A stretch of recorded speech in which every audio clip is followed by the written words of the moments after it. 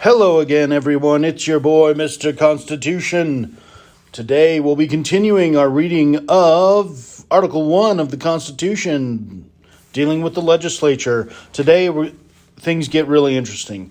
The previous sections have been mostly about the structure and how the legislature is elected and certain processes.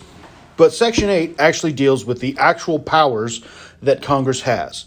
And so, for those of you who may not remember their American civics class from high school or elementary school or middle school or whenever you had it, the Constitution is meant as a limiting document.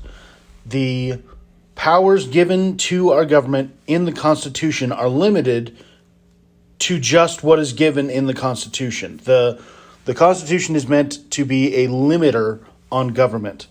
The federal government is not allowed to do things that are not expressly permitted to it by the Constitution. So today we're dealing with a part of the Constitution that specifically enumerates the powers that Congress has and what they can do. So let's dive right in here with Section 8 of Article 1. The Congress shall have the power to lay and collect taxes, duties, imposts, and excises, to pay the debts and provide for the common defense and general welfare of the United States. But the duties, imposts, and excises shall be uniform throughout the United States. So, here we see that Congress has the power to tax. They have the power to tax and to spend, pay debts, and provide for the common defense and general welfare of the United States. That's pretty straightforward. This last clause here saying all duties, imposts, and excises shall be uniform throughout the United States. So Congress can't tax different products at different rates in each state. So you can't. At the time, tobacco was a very popular product, so the Congress could not tax tobacco at one rate in Virginia and a different rate in South Carolina or North Carolina. It had to be the same across the board. Congress couldn't play favorites through tax policy, which is interesting considering that we'll see later in one of the amendments that we give the federal government the authority the power to tax income, which is not given here. The taxes, duties, imposts, and excises is not a tax on income. It's usually a use tax or a sales tax, or an import tax or an export tax or a transport tax from duties. So basically, you have to pay the idea of an income tax was completely foreign to the founders. That's why we needed to amend the Constitution later in the early 20th century to allow the government to tax income, which, I'll be honest, is not my favorite amendment. So anyway, moving on. Next clause, to borrow money on the credit of the United States. Congress can borrow money for the United States. Pretty straightforward.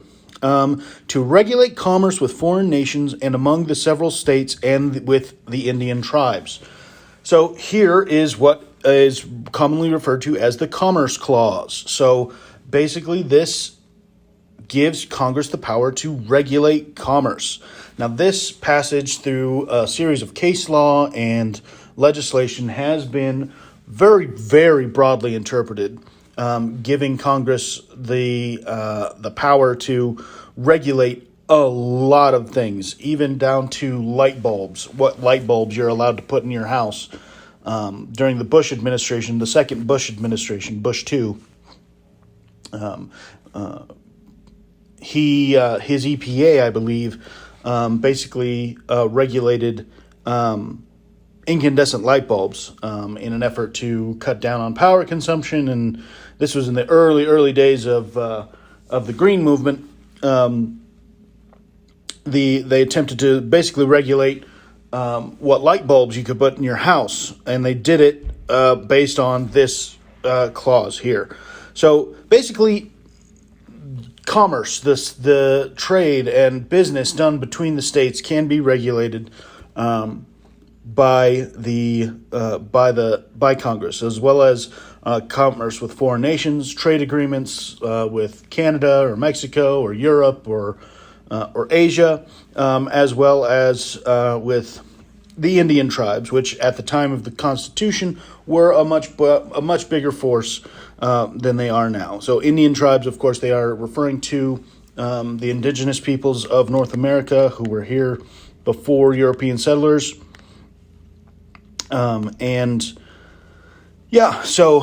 Here Congress has the power to regulate trade. To establish a uniform rule of naturalization and uniform laws on the subject of bankruptcies throughout the United States. So, naturalization is the process of becoming a citizen, and laws subject to bankruptcies throughout the United States. So, basically, making sure that when people went bankrupt, laws were uniform, and I think this was probably meant to kind of make it so that, say you go bankrupt in one state. This is to basically prevent you from fleeing the state and escaping your debts. You don't get to, if you go broke in South Carolina and owe a bunch of people money, you don't get to flee to Virginia and no longer have to pay off those debts because you're not in Virginia. Well, yeah, but because you're not in the former state. Well, yeah, but you're still in the United States, and you still have to pay your debts. So I think that's probably the purpose of those laws, uniform laws on bankruptcies, and to establish uniform rule of naturalization. So becoming a citizen of the United States is the same in every state. You don't get to, think it's not different in Georgia and different than it is in Virginia, for example, or Rhode Island or whatever. The process of becoming a citizen of the United States is the same across the board. Next, to coin money, regulate the value thereof and of foreign coin, and fix the standard of weights and measurements. Congress has the power to create currency and regulate the value. So early on, for a while, the value of the dollar was tacked to the gold standard. You could basically trade in paper currency for gold. That's changed through several laws now. They can also regulate foreign coin and establish the value of foreign coin, and to fix a standard of weights and measurements. So Congress has the authority to keep us on the imperial standard of measurements, the same ones the Brits used at the time. So Congress, the federal government, could change us over to the metric system if we wanted to be a sane country, but we're going to go ahead and just stick with the weird way we measure things now, and hope for the best. I mean, it's worked out pretty well so far. The best argument I've heard against America switching to the metric system is that there are two kinds of countries in this world: those that use the metric system and those that have been to the moon. So take that for what it's worth. Anyway, next, to provide for the punishment of counterfeiting the securities and current coin of the United States. So basically, this gives Congress the power to punish counterfeiting securities or bonds, loans made to the government, and the current coin of the United States. So if you're caught counterfeiting coin or currency or bonds, Congress can establish the punishment for that. To establish post office and post roads, this gives Congress the power to create a post office, a mail system. This was purportedly, I don't know how true this is, a pet project of Benjamin Franklin, who liked the idea of a mail system, a post system. So the Congress has the power to do that. To promote the progress of science and useful arts by securing for limited times to authors and investors the exclusive right to their respective writings and discoveries. So that sounds kind of weird, but that's basically Congress has the power to regulate trademarks and patents and copyright. Basically, this is giving Congress the power to allow people to set the laws, allowing people to say, to make a patent, to invent something, patent it, and have exclusive rights to that patent, to that discovery for a certain amount of time, to give them an advantage in the market, so that they can have the full advantage of being the first to discover something or to invent something. So yeah, that's that. To constitute tribunals inferior to the Supreme Court. So Congress is given the power to create the judicial system, the judicial system over which the Supreme Court presides. So the Supreme Court is established in the Constitution in Article 3, but here Congress is given the power to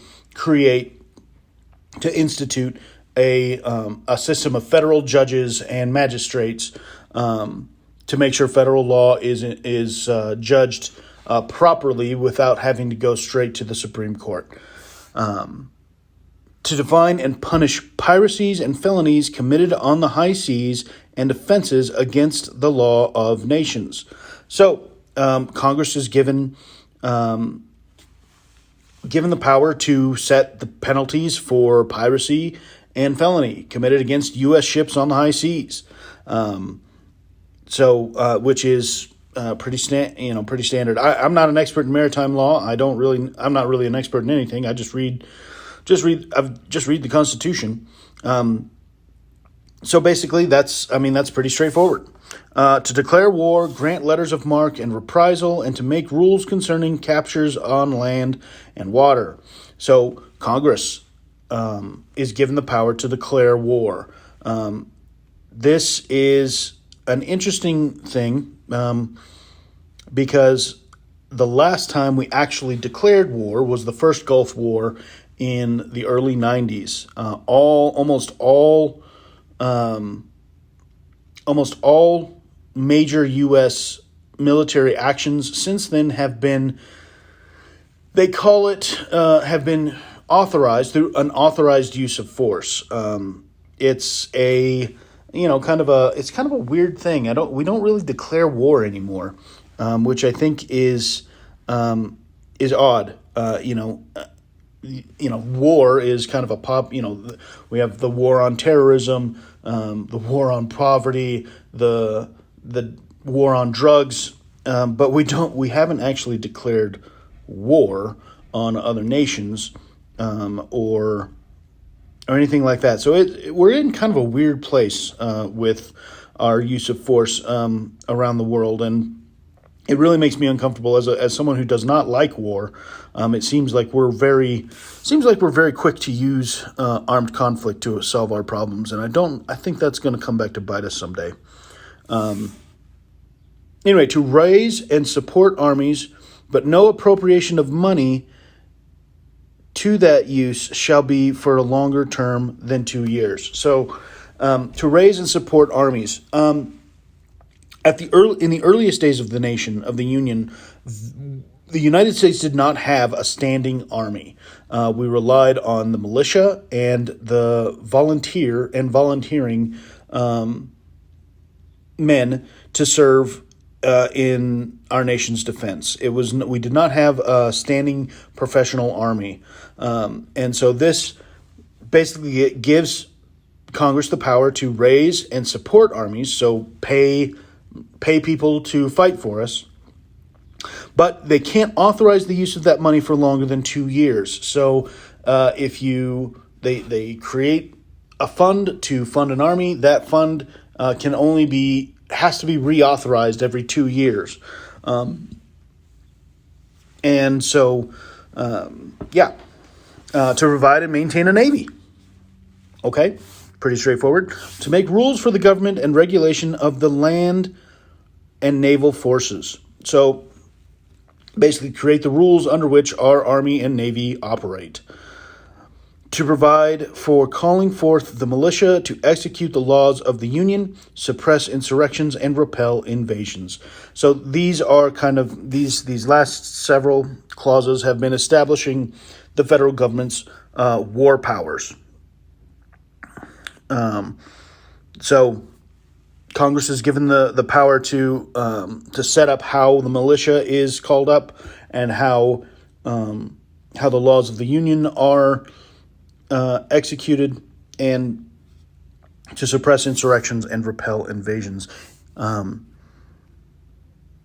To provide for organizing, arming, and disciplining the militia, and for governing such part of them as may be employed in the service of the United States, reserving to the states respectively the appointment of the officers and the authorities of training the militia according to the discipline prescribed by Congress. So, again, before we created a standing army, the militia, which was essentially every man over the age of 16 or 17 could be called up to the militia, called up to fight. And so this gives Congress the power to organize the arming and disciplining of the militia. We don't really use a militia anymore. Militia is kind of a dirty word now. We have a standing army, and so we don't really use the term militia anymore. To exercise exclusive legislation in all cases whatsoever over such district not exceeding 10 miles square as may be by cession of particular states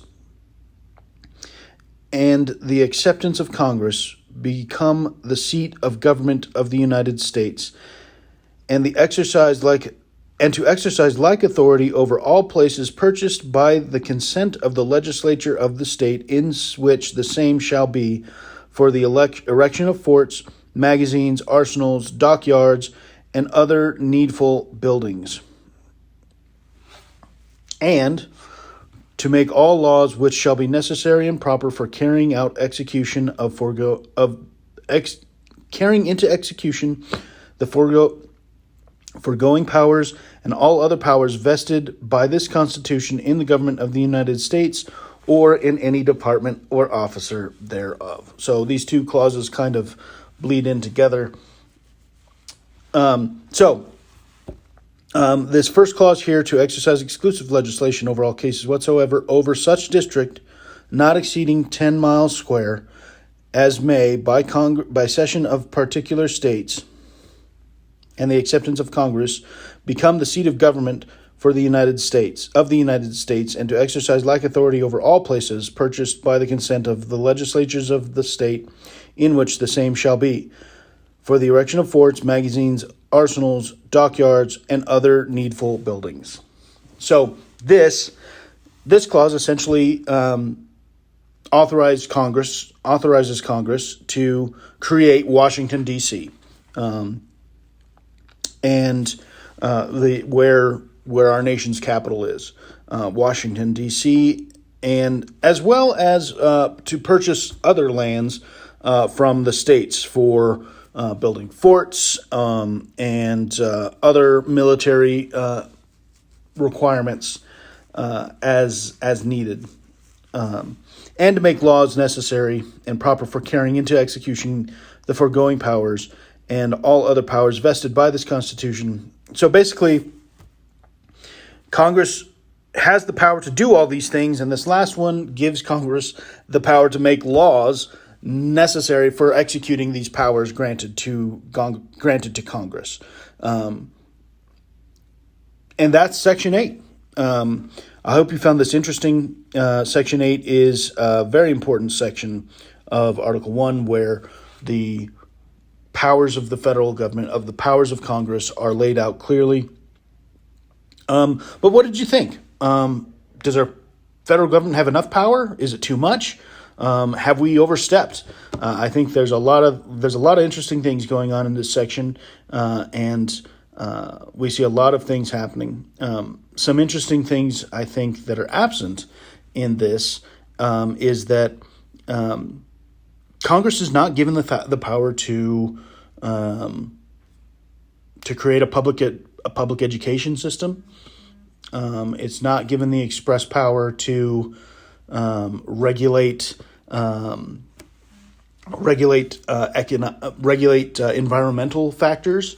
There's a lot of things in our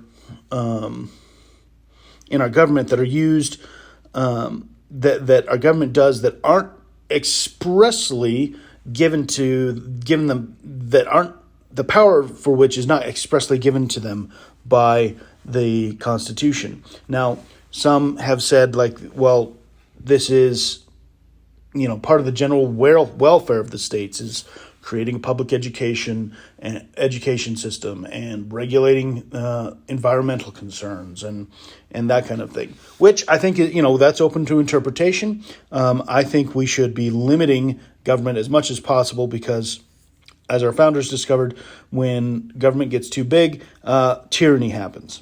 So anyway, let me know what you think. Tell me what your thoughts are. I'd love to hear from you. If you stayed this long, thank you so much. I really appreciate your time. If you liked this, please hit that like button. And if I earned your subscription, please subscribe and hit that notification bell so you can know when I release new videos. Thank you again so much, and have a great day.